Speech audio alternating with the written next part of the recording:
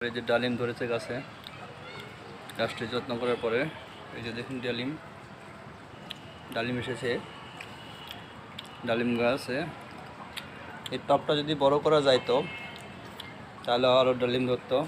এই যে কত বড় হয়েছে। তারপরে আরও কিছু গাছ আছে, এগুলোর ফল আসবে। এই যে এটা হলো গাছ, এটা হলো পেয়ারা গাছ, এটা হলো জামরুল।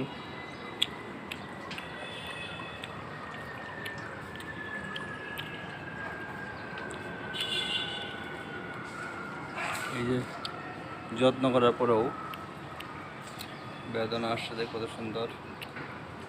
ও যে অনেক গাছে তিনটা, ওই গাছেও তিনটা হয়েছে সুন্দর যত্ন করার পর।